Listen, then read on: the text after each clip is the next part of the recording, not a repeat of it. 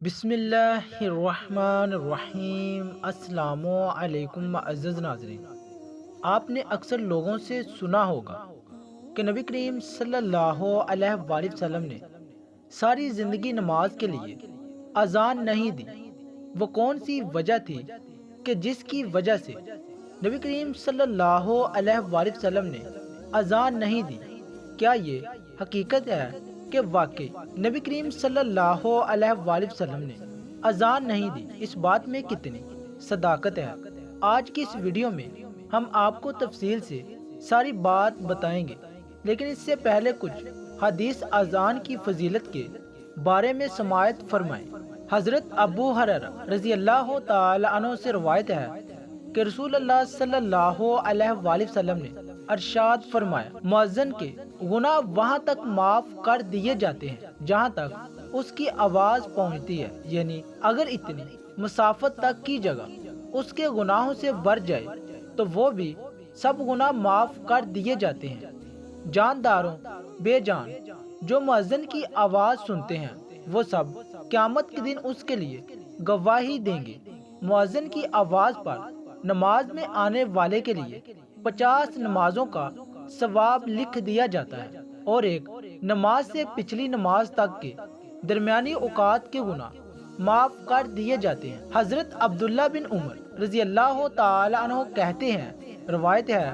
کہ رسول اللہ صلی اللہ علیہ وآلہ وسلم نے ارشاد فرمایا، مؤذن کی آواز جہاں جہاں تک پہنچتی ہے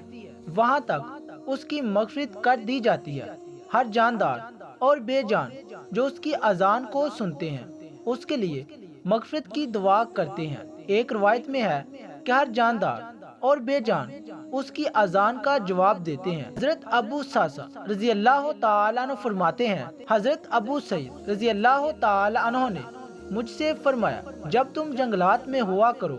تو بلند آواز سے اذان دیا کرو، کیونکہ میں نے رسول اللہ صلی اللہ علیہ وآلہ وسلم کو یہ ارشاد فرماتے ہوئے سنا، مؤذن کی آواز کو جو درخت، مٹی کے ڈیلے، پتھر، جن اور انسان سنتے ہیں وہ سب قیامت کے دن مؤذن کے لیے گواہی دیں گے۔ حضرت برا بن عازب رضی اللہ تعالیٰ عنہ سے روایت ہے کہ رسول اللہ صلی اللہ علیہ وآلہ وسلم نے ارشاد فرمایا، بلا شک اللہ تعالیٰ اگلی صف والوں پر رحمت بھیجتا ہے، فرشتے ان کے لیے دعائے رحمت کرتے ہیں، اور مؤذن کے اتنے ہی زیادہ گناہ معاف کیے جاتے ہیں جتنی حد تک وہ اپنی آواز بلند کرے۔ جو جاندار بے جان اس کی اذان کو سنتا ہے اس کی تصدیق کرتا ہے، اور مؤذن کو ان تمام نمازیوں کے برابر اجر ملتا ہے جنہوں نے اس کے ساتھ نماز پڑھی۔ حضرت عبداللہ بن عمر رضی اللہ تعالی عنہ سے روایت ہے کہ نبی کریم صلی اللہ علیہ وآلہ وسلم نے ارشاد فرمایا، جس نے 12 سال اذان دی اس کے لیے جنت واجب ہو گئی، اس کے لیے ہر اذان کے بدلے میں 60 نیکیاں لکھ دی جاتی ہیں، اور ہر اقامت کے بدلے میں 30 نیکیاں لکھ دی جاتی ہیں۔ حضرت عبداللہ ابن عمر رضی اللہ تعالی عنہ سے روایت ہے کہ رسول اللہ صلی اللہ علیہ وآلہ وسلم نے ارشاد فرمایا، 3 شخص ایسے ہیں کہ جن کو قیامت کی سخت گھبراہٹ کا خوف نہیں ہوگا، نہ ان کو حساب و کتاب دینا پڑے گا۔ جب تک مخلوق اپنا حساب و کتاب سے فارغ ہو وہ مشق کے ٹیلوں پر تفریح کریں گے۔ ایک وہ شخص جس نے اللہ تعالیٰ کی رضا کے لیے قرآن شریف پڑھا اور اس طرح امامت کی کہ مقتدی اس سے راضی رہے، اور دوسرا وہ شخص جو اللہ تعالیٰ کی رضا کے لیے لوگوں کو نماز کے لیے بلاتا ہو، تیسرا وہ شخص جو اپنے رب سے بھی اچھا معاملہ رکھے اور اپنے ماں تحتوں سے بھی اچھا معاملہ رکھے۔ حضرت جابر رضی اللہ تعالیٰ عنہ فرماتے ہیں کہ میں نے رسول اللہ صلی اللہ علیہ وآلہ وسلم کو یہ ارشاد فرماتے ہوئے سنا، شیطان جب نماز کے لیے اذان سنتا ہے تو مقام روحہ تک دوڑتا چلا جاتا ہے۔ حضرت سلیمان علیہ السلام کہتے ہیں، میں نے حضرت جابر رضی اللہ تعالی عنہ سے مقام روحہ کے بارے میں پوچھا تو انہوں نے فرمایا کہ یہ مدینے سے 36 میل دور ہے۔ حضرت ابو ہریرہ رضی اللہ تعالیٰ عنہ سے روایت ہے کہ نبی کریم صلی اللہ علیہ وآلہ وسلم نے ارشاد فرمایا، جب نماز کے لیے اذان دی جاتی ہے تو شیطان با آواز ہوا خارج کرتا ہوا پیٹھ پھیر کر بھاگ جاتا ہے تاکہ اذان نہ سنے، پھر جب اذان ختم ہو جاتی ہے تو واپس آ جاتا ہے، جب اقامت کہی جاتی ہے تو پھر بھاگ جاتا ہے، اور اقامت پوری ہونے کے بعد پھر واپس آ جاتا ہے تاکہ نماز کے لیے دل میں وسوسے ڈالے۔ چنانچہ نمازی سے کہتا ہے، یہ بات یاد کر اور یہ بات یاد کر، ایسی ایسی باتیں یاد دلاتا ہے جو باتیں نمازی کو نماز سے پہلے یاد نہ تھی، یہاں تک کہ نمازی کو یہ بھی خیال نہیں رہتا کہ کتنی رکعتیں ہوئی ہیں۔ حضرت ابو ہریرہ رضی اللہ تعالی عنہ روایت کرتے ہیں کہ رسول اللہ صلی اللہ علیہ وآلہ وسلم نے ارشاد فرمایا، اگر لوگوں کو اذان اور پہلی صف کا ثواب معلوم ہو جاتا اور انہیں اذان اور پہلی صف قرآن اندازی کے بغیر حاصل نہ ہوتی تو وہ ضرور قرآن اندازی کرتے۔ حضرت ابو ہریرہ رضی اللہ تعالی عنہ سے روایت ہے کہ ہم رسول اللہ صلی اللہ علیہ وآلہ وسلم کے ساتھ تھے۔ حضرت بلال رضی اللہ تعالی عنہ اذان دینے کھڑے ہوئے، جب اذان دے چکے تو رسول اللہ صلی اللہ علیہ وآلہ وسلم نے ارشاد فرمایا، جو شخص یقین کے ساتھ ان جیسے کلمات کہتا ہے جو مؤذن نے اذان میں کہے، وہ جنت میں داخل ہوگا۔ حضرت عبداللہ بن عمر رضی اللہ تعالی عنہ فرماتے ہیں کہ ایک شخص نے عرض کیا، یا رسول اللہ صلی اللہ علیہ وآلہ وسلم، اذان کہنے والے ہم سے اجر و ثواب میں بڑے ہوئے ہیں، کیا کوئی ایسا عمل ہے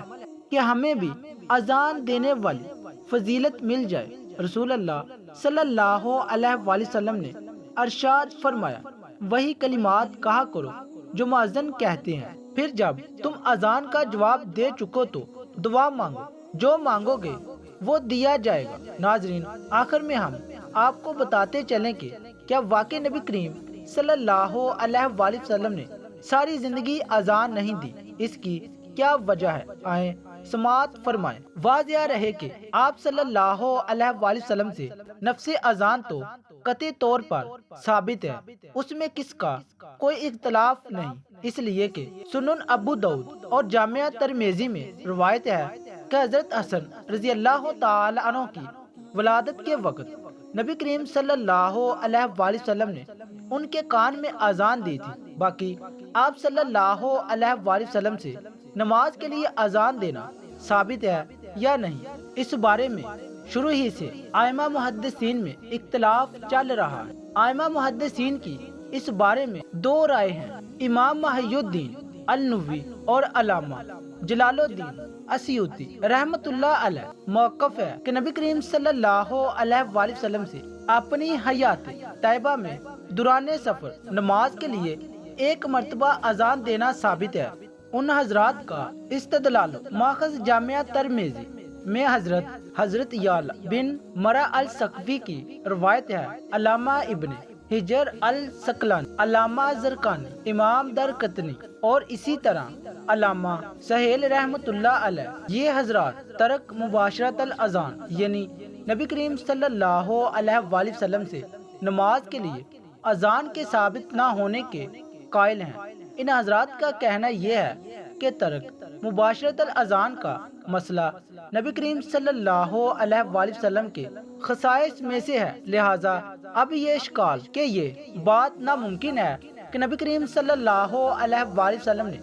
ایک کام کرنے کا حکم فرمایا ہو اور خود ایک مرتبہ بھی اس پر عمل کر کے نہ دکھایا ہو، باقی نہیں رہتا۔ خلاصہ یہ ہے کہ نو مولود بچے کے کان میں اذان دینا نبی کریم صلی اللہ علیہ وآلہ وسلم سے قطعی طور پر ثابت ہے۔ باقی نبی کریم صلی اللہ علیہ وآلہ وسلم سے نماز کے لیے اذان دینے کے بارے میں محدثین کے مابین اختلاف ہے۔ نیز الامام المحدث الفقیہ مولانا محمد عبد الحی لکھنوی علیہ رحمۃ اللہ علیہ نے رسالہ بنام خیر الخیر فی اذان خیر البشر میں ائمہ محدثین کے درمیان اختلاف و ذکر کرنے کے بعد تحریر فرمایا کہ ابھی تک اس بارے میں کسی نے کوئی حتمی رائے قائم نہیں کی، لہذا ہمیں بھی اس بارے میں توقف ہی اختیار کرنی چاہیے۔ نیز مولانا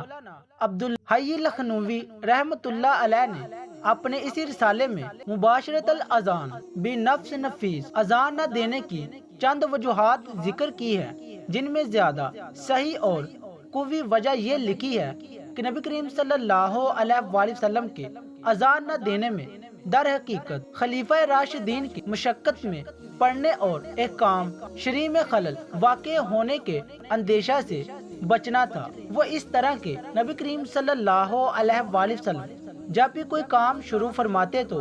پھر اس پر مواظبت اور مدامت اختیار فرماتے، جبکہ منصب رسالت اور احکام شرعی مثلاً کفار سے قتال، لوگوں کے درمیان فیصلہ وغیرہ جیسے بڑی ذمہ داری انجام دینی تھی جو اذان سے زیادہ اہم اور ضروری تھی۔ اگر نبی کریم صلی اللہ علیہ وآلہ وسلم اذان دیتے اور اس پر مواظبت فرماتے تو اس طرح نبی کریم صلی اللہ علیہ وآلہ وسلم کی اتباع خلیفہ راشدین کو بھی مواظبت کرنی پڑتی، جس کی بنا پر دوسرے اہم امور میں خلل واقع ہونے کا اندیشہ تھا۔ اس لیے آپ صلی اللہ علیہ وآلہ وسلم نے اذان نہیں دی۔ دعا ہے کہ اللہ تعالی ہم سب کو 5 وقت کی نماز پڑھنے کی توفیق عطا فرمائے، آمین، اور ہمارا خاتمہ ایمان پر فرمائے، آمین۔ ناظرین، کمنٹ باکس میں اللہ تعالیٰ کے 99 ناموں میں سے ایک نام ضرور ٹائپ کیجیے گا۔ شکریہ، اللہ حافظ۔